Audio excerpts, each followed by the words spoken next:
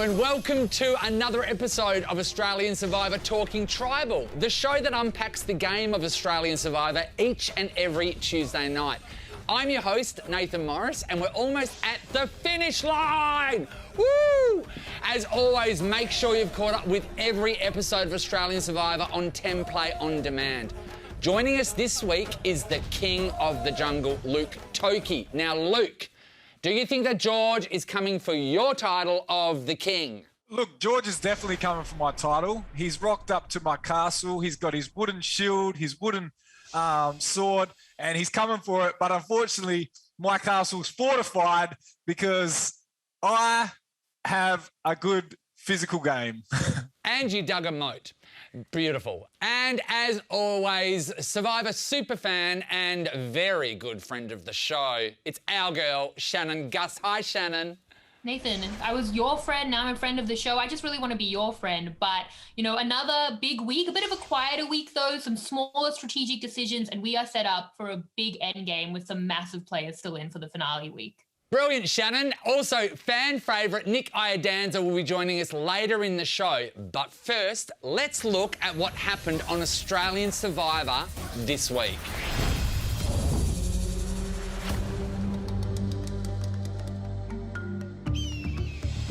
It's day 38 and our tribe mates are feeling the heat. The competition is totally wrapped up, so we've got to start thinking about who we want to sit next to at the end. A simple challenge proves harder than it looks. Here we go. I'm just dead already. Let go of that ring. You're in the drink. No shot at immunity. And Haley wins immunity. At Tribal Council, Jonathan introduces a twist. Whoever is voted out, choose and earn to smash. Andrew is voted out, Andrew. but gets a second chance. Empty. Sorry, Andrew. No luck tonight.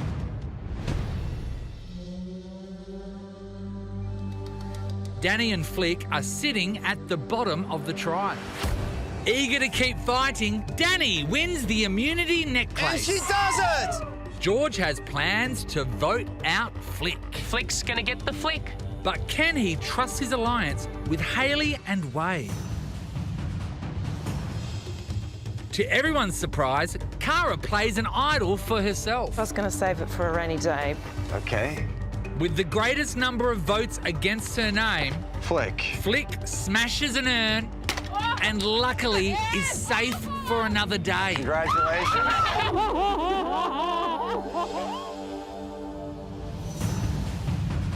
Cara opens up about last night's idol. Because I had 3 different conspiracy theories on it. Danny wins another reward challenge and chooses Flick and Haley to join her at the Tylenol Outback Retreat. The 3 tribe mates are living the high life. This is the best reward yet. Oh, definitely. Yeah. Flick and Danny propose an idea to Haley. So you're in, Haley? I'm in. Yeah! You better not flip on me. After starting off last in the race, Wei rises to the top and wins her first individual immunity. Guaranteed spot in the final 5! And Wade wins immunity. Back at camp, Haley is offered 2 different options: to work against George or to work with George. I'm hoping to the Survivor gods and the Macedonian Jesus that Haley and Wade stick with Cara and myself. Flick finds a hidden immunity idol. And at Tribal Council, the heat is on. Just remember how you play before you send someone to the seat. The tribe mates must vote again. We're tied. 2 votes Flick, 2 votes Cara, 2 votes Danny. And it's Danny who will be joining the jury. Danny, the tribe has spoken. Yeah, the girls. And the final 5 are decided. Another huge week of Australian Survivor, and King George is still here. And I have to say, I'm just loving his Something About Mary hairdo at the end there. But look, George's name has been on the chopping block multiple times. How is George still surviving? Look, George really has this outwit situation down packed. He has been doing it from day one. And right now, as in merge, he has posed no physical threat to the immunity necklace. So it's definitely helping him through the game. But his weapon throughout this whole game has been Cara and his relationship with Cara. And to be able to talk to her and just know that the full truth is being told gives him a great understanding of how the game is playing and the dynamics between everyone left in the game. I tell you what, that unwavering trust and loyalty between those two is unbelievable. That's probably what would be a dream to have on Survivor.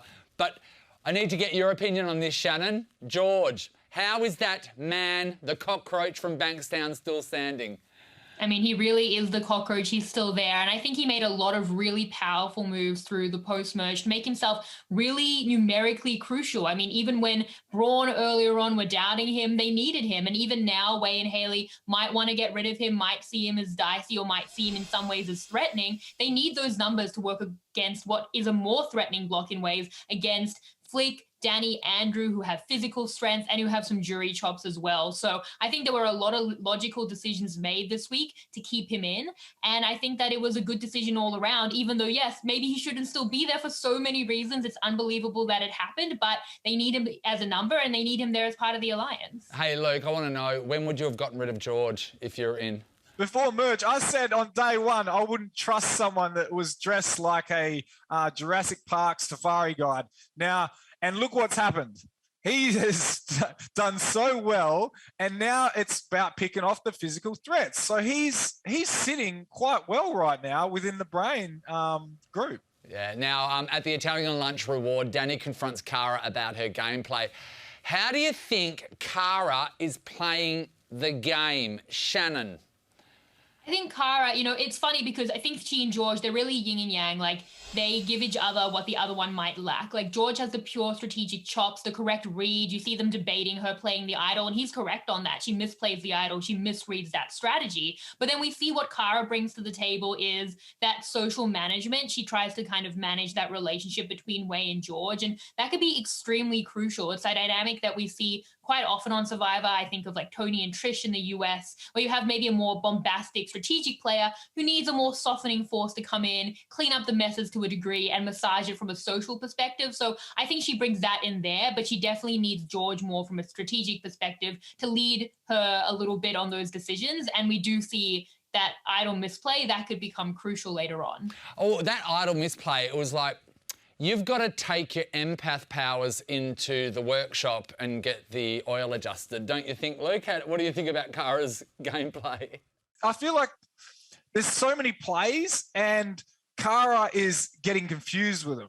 And so she knows she's got an idol and she wants to now start playing maybe her own game, even though she still wants to sit next to George at the end, which is great for George.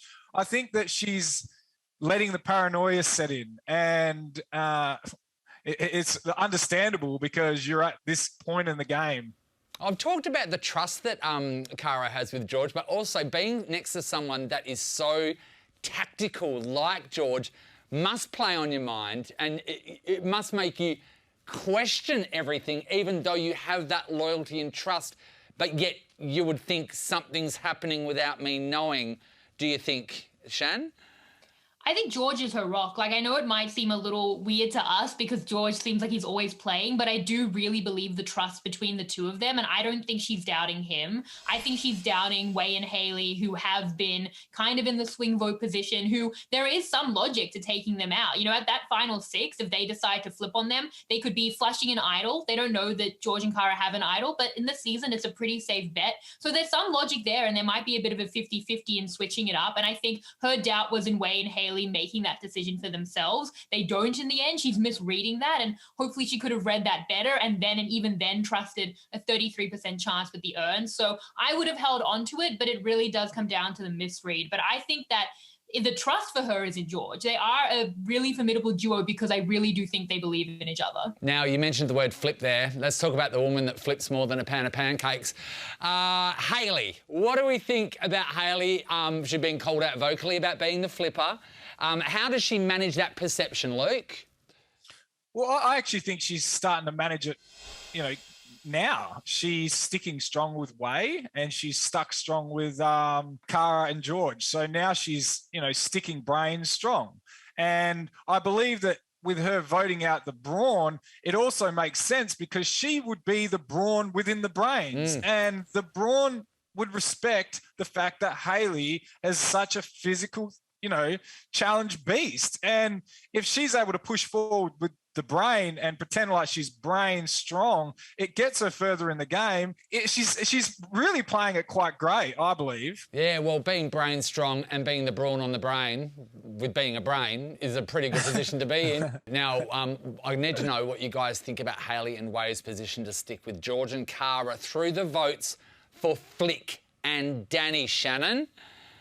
Yeah, I mean, the big one for me, the toss-up was at these 2 final 6 votes, it's your last chance to split a vote. That, to me, was really the only toss-up. Should they try split a vote against George and Cara to make sure they get one of them out? Because if they're going to flip at 5, which to me is where the crack should come, there could be an errant idol that comes out, as it often has this season, that ruins your game. But I still think that I lean to keeping as they did, keeping brain strong, just because Flick and Danny are so threatening in their own ways physically. I think especially Flick with a jury, but both of them with some Brawn allies on the jury. So they really block up that end game. Add that, earns are coming in for someone like Flick. As they said multiple times, to blindside someone like George in that, he could come back wanting revenge. So you really have to play those odds and keep it quite stable when there's such a big twist like that. And I think they just kind of played it really safe down the line in what could be some really, interesting 50-50 calls, but I think they made good decisions. Yeah, it's a hard one, isn't it? Because you do have to look at the end and,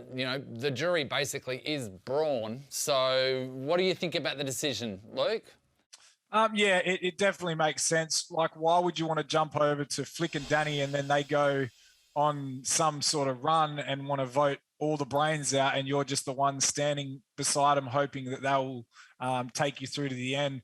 You've got a tight 4, stick to that tight 4. And it's also, you kind of want you're at the point where you want a brain to win and you have majority. So why would you want to jump across and help the Brawns make it all the way to the end and end up with a Brawn final? Because Flick and Danny seem quite inseparable as well. Oh, Danny, and I will say, Luke, that you made a lot of decisions based on, especially in that 2019 season, taking out physical threats that were going to, stop you from winning immunities. Yeah. That's why you took out Abby. And I do think that that's been the issue with Danny and Flick, is that the physical disparity between them and George and Cara is just really great. And it's something that has to be thought about. Well, obviously with Hayley and the final 4 of those brain guys, is she's protecting them from Danny and Flick. So whenever you get a chance to swing on Danny and Flick, you're gone.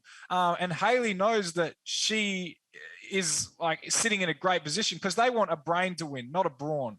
Yeah, what I do love, something that George said, was now he's the strongest man on Survivor. And even when he called himself the alpha male, I think he was wrong. The alpha male was Hayley.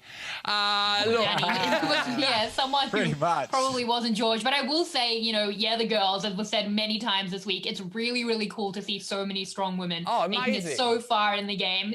Them and George, but what a fun end game and how cool to see again an Australian Survivor, just the legacy of strong women that continue to succeed in this game. Oh, I couldn't agree more, Shannon. Power to the women. Before we unpack more, Nick chats with the latest member of the jury, Danny. Welcome to the jury villa for Australian Survivor Season 6. I'm here with the great Danny. Hello. Danny, how you feeling? I feel great. I'm so glad to be in jury villa and speaking to you this morning. Oh, what a beautiful day. Better than 500 grand getting to speak to me? Not quite, but okay. I won't take it personally. It'll do. So I wanted to ask you a couple of questions. So why did you apply for Survivor, or what is it that brought you out here? Well, Survivor is the ultimate test, isn't it? It's one of the hardest, games in the world. And so why not test yourself against the best? So can you tell me, what was your strategy going in? Did you have one? I did have a strategy, and it was get close to the alpha, build his trust, and then at the last moment, cut off his head. How'd that go for you? I nailed it, actually. I absolutely nailed it. I went in, I stuck to my game plan. I built the trust of the alpha, Simon, and I sent him home an Australian first with not 1, but 2 idols in his backpack.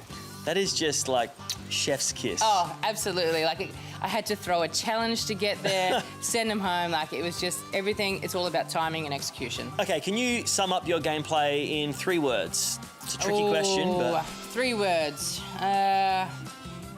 Consistent.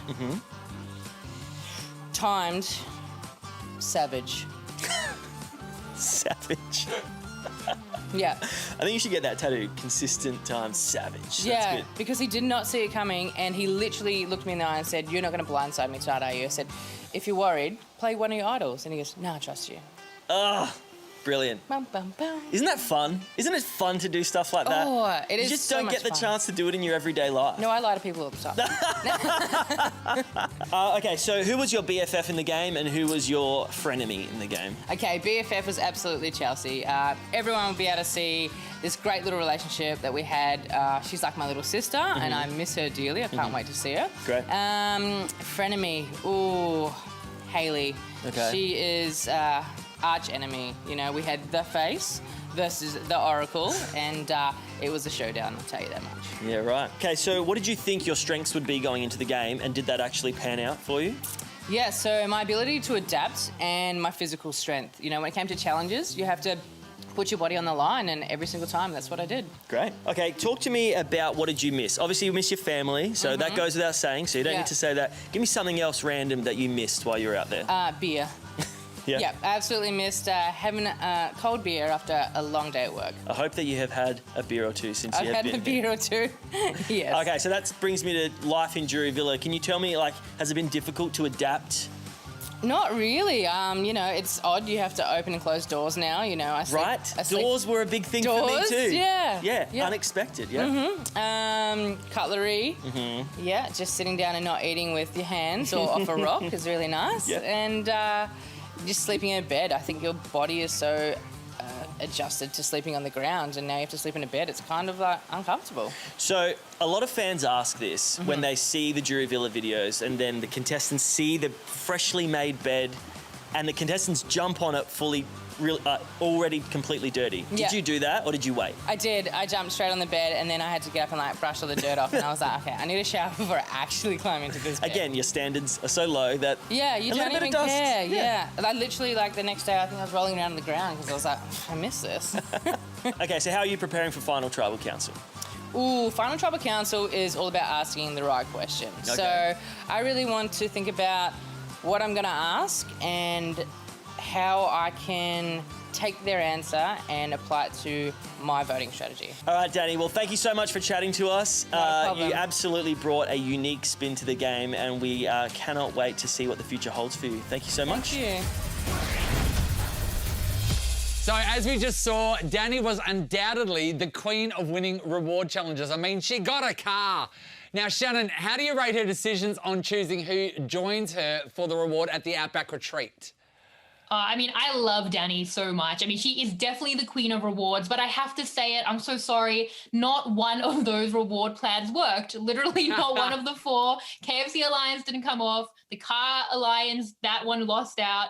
The Italian Alliance, nothing happened there. And now we have the Spa Reward, and it didn't work. And I do think, you know, she wasn't necessarily choosing the right people. To take Flick here, like, Flick's gonna work with you. I know you want to hang out with her, but like, you guys are a pair. You leave her back at camp to keep an eye on George and Cara, to look for her own idols, and you take Wei and Hayley. Hayley, the decision maker. Wei, who I think maybe can be brought in by those social relationships. For sure, you try and woo the full pair rather than bringing your friend. And Luke, I think it's something that you benefited from in your season in 2019, where Janine took Pia also on a Spa Reward, and you know, he left you with Abby, and you guys made a 4 with Baden and Harry that ended up winning some votes from there on. And I think, guys, if you win rewards, I know you want to hang out with your friends, but don't choose your friends. Leave them back at camp, divide and conquer, and take some swing votes instead. So wait there, what I'm sensing is any Spa Retreat is dangerous on Survivor, Luke?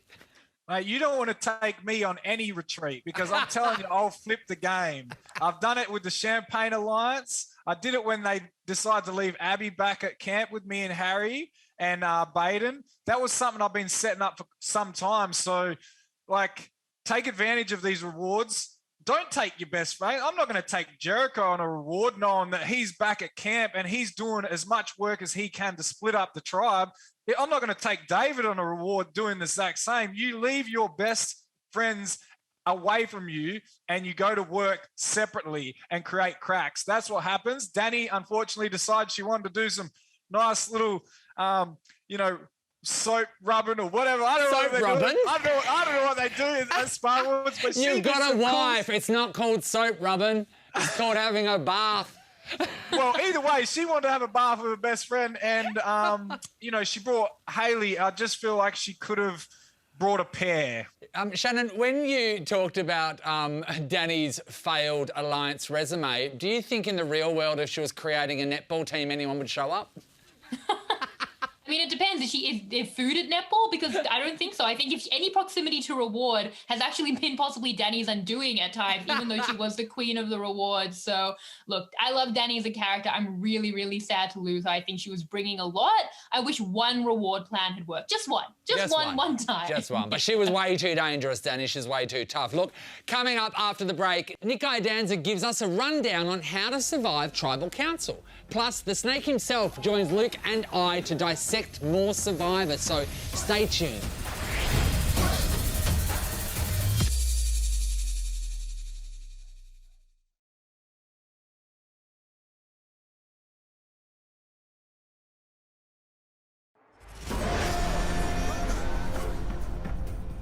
Tribal Council is just beyond those rocks, and it's true, it's the place where people's dreams are shattered. Unless you're that one lucky person whose dreams come true. Now, I have had my fair share of steep learning curves on Survivor, and I've learned a thing or two over the years. I have learned that learning to navigate Tribal Council is one of the fundamental skills a survivor needs to have. So here are my top 5 tips on how you can survive Tribal Council. Tip number 1. Use Jonathan's questions. The best survivors are the ones who can say it all without saying anything at all. And yes, sure, being evasive is a surefire way to get JLP on your back, but if you can throw him a juicy bone or redirect the conversation in another direction, then it makes it look like you're showing all your cards without revealing your hand at all. Number 2, use where you're sitting. Have you found yourself sitting smack bang between 2 rival alliances? Leverage that. Don't be afraid to kind of cut them off from the private whispers which fuel paranoia and fuel modern tribal councils. Sitting in the back row, don't be afraid to point or mouth the names of the people sitting in the front row. A live tribal is all about keeping the gameplay rolling while the discussion is happening. And the people sitting next to you, they're the best bet you have of getting your way. Number 3, prepare your weaponry. Not only do you need to remember to bring your idols and advantages to Tribal Council, but you need to consider where you're going to stash them. In Survivor All-Stars, I needed to slip my extra vote into the urn while voting without anyone seeing, so you better believe that sucker went in my jocks from camp. So remember, be prepared. Number 4, use the voting booth in creative ways. In Season 2, Ziggy broke new ground when she yelled out the name of the person that she was voting for and let her entire alliance know. A brilliant move, born out of thinking a little bit differently. And the same goes for handwriting. Mix up your font styles across the season so that no one can track who you've been voting for. And number 5, be gracious in defeat. Or not. If all else fails and you get blindsided, you do have to accept it and relish your last few moments in the game before you take that long walk out of Tribal Council. But if you come into Tribal knowing that you're going home, burn that place to the ground. Throw grace out the window. Drop bombs, reveal secrets, expose cracks. Go guns blazing. Look, it might not do anything. It might help save you. But even if it does nothing, take it from someone who did it. It sure feels good doing it on your way out. Welcome back. We are joined by Puzzle Master Nick Iadanza. Hi, Nick. How are you, buddy? Good to be back, and I can't believe we're nearing the end of this whole journey. It's feeling pretty. It's definitely heating up. Yeah, I think we need you to unbutton one more button on that shirt there, Nick. Now, I want to know what do you think about the decision to get rid of Danny over Flick? Right move, wrong move, Luke? Would that have been your move? Look, it just either really. That it just proves that the brains are staying strong, and taking out Danny or Flick, it doesn't matter. After Andrew went, they're just picking. So I tell you what, though, I think that they made the right decision because I feel like Danny played a harder game, right? She played a harder game, and I feel like Flick was more in people's hearts. So I think they made the right decision with that because they're both fierce competitors physically, Nick. Yeah, Luke, I disagree with you. I think it really does matter who goes in this moment because Danny has proven herself to be way better at the challenges than Flick is. She's got great aim when she's throwing. She is much more of like a bit of more of a force in camp as well. So I think that you want to kind of get her out of the way. And I think it really does matter who you leave behind because that person who's left behind is basically going to be the last stumbling block. And when there's only one person left from the other tribe, that's when the majority starts to get greedy and wants to kind of splinter. So you need to make sure that the person that you're leaving as last isn't going to be able to really worm their way all the way to the final. Who do you think though that who's better in socially, Danny or Flick? Like Flick. Who would you rather sit next to the end? So what if Flick's really better socially and maybe more dangerous to sit next to at the end? Why would you want to keep her in over Danny? Like that's I agree. Because Danny kicks everybody's ass and everything. Yeah, I understand, but so does Flick and so does Hayley. Yeah. So it's so. I think the reason that you keep Flick around is because there is a bit of a relationship there between Hayley and Flick. And Danny seems way too headstrong. And when there's only like 5 people left, you really do need to be able to maneuver people and massage people. And I don't think that Danny is as open to being massaged as Flick is. So while Flick might be a bigger jury threat at the end, I think she might help you get to the end a little bit better than Danny will. Yeah, I do feel like Danny. Wait. I got one more. What? I'll keep batting it back. Listen, Danny has won the car. I don't want her to win the $500,000 as well. You need to get out of here. But she's got a way to get the money home in the boot of the car. I don't get what you're saying. Anyway, look, George doesn't want to see Flick and Danny in the final 2. Because rightfully so, he says that they have more friends on the jury. How important is it to have good relationships with the members of the jury, Luke? Oh, look, your relationships are the ones, they're the people who are giving you the money. I don't think I've heard once anyone say after George blindsided them, they left the game, that they want George to win. I at least got that quite a lot. So I need to know that George is managing the jury and not burning them because, yes, there's a lot of brawn up there, but the brawn also value being good at the challenges. And George has laid down and not decided he didn't even want to compete in a challenge because he thought he would lose. And I don't understand how he's managing his end game, but I feel like he might be managing it not that good. Okay, well, let's go to the jury question first, and then we'll move on to George and his giving up. Nick?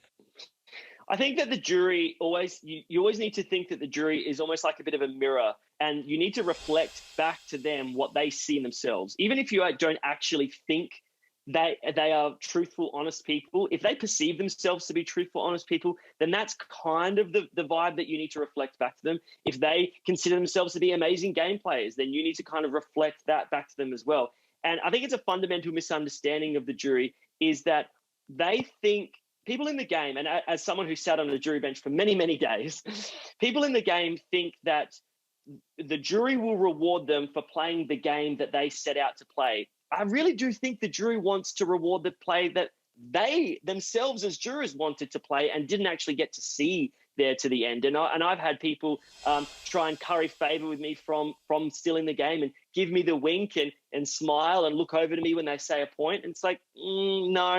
You're missing what I value. It's not what you value. And I think that maybe that's what a few people are missing. Now, Luke, you just touched on it before, and I think Flick was so clever with pointing out that Survivor is outwit, outlast, outplay, and then circling in on the fact that George, with the outlasting part, is giving up in challenges, which I don't think I've seen as much on a series of Survivor as I have during this season. Do you think that's going to hinder George's final game if he does get it to the end? Look, of course it is. Like, I would be throwing it out there like every pretty much tribal and be like, George, you actually laid down. You have laid down. Way decided not to compete in a challenge because it was too hard. Like, there's the outplay part. And it's also the competitive part. Can you imagine right now if it was Wade, George, and maybe another contestant that was similar, and they put a challenge out there, and they all just sit down at the start and go, "Oh, it's too hard. It's too hard. There's no winner. There's no how the hell do you even play that?" But they were tired. But this is the survival part. You're This is the always tired. Brawn. You're This is always when tired. Brawn, you know, and I think even Brains, they value the part of trying your hardest, stepping out of your comfort zone and doing something that's hard. And don't get me wrong, living out there's been hard. You know, the strategy part's been hard. But you do not put your tools down and just lay down on a challenge. That's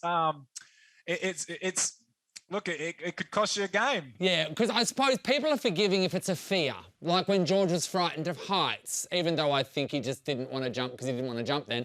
But, yeah, fear's forgiven, but not even putting yourself in the race, is it, Nick? Absolutely. But look, and I agree with everything you guys have said, except I'm going to quibble with one point. I think it was a terrible idea for Flick to point that out. Really? In this moment, yes. Flick, in this moment, you are trying to incentivize Hayley to vote out George. And basically what you are doing is showing the whole jury George is a terrible competitor. He does not value the things that the jury values. So vote him out. No, that is all that is doing is a big red flag to Hayley going, oh, so everyone hates that? Cool. See you, Flick. See you, Danny.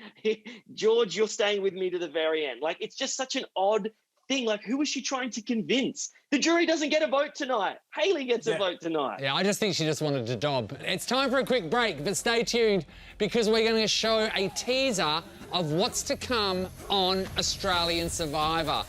And it's going to be amazing.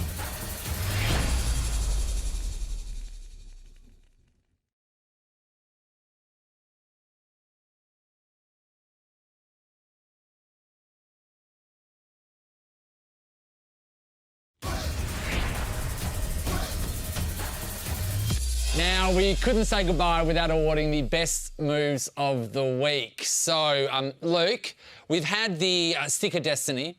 We've had the Pebbles of Power, right? Now we have the Fern of Fierceness. Yes, it's plastic, but it doesn't make it any less fierce. Who's your award going to?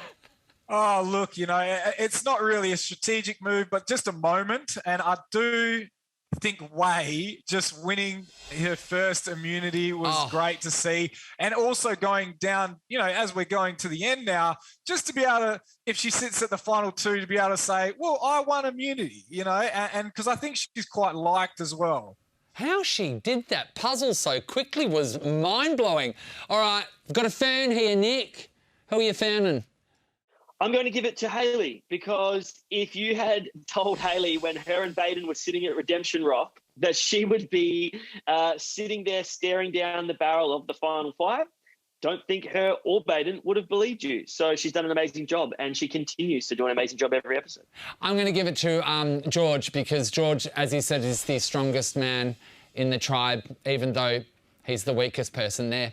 Look, a big thank you to Shannon, Nick and Luke. Keep watching Australian Survivor Sundays, Mondays and Tuesdays, 7:30 on 10. Now get ready for a little sneak peek of what's to come on Australian Survivor. We'll see you next week.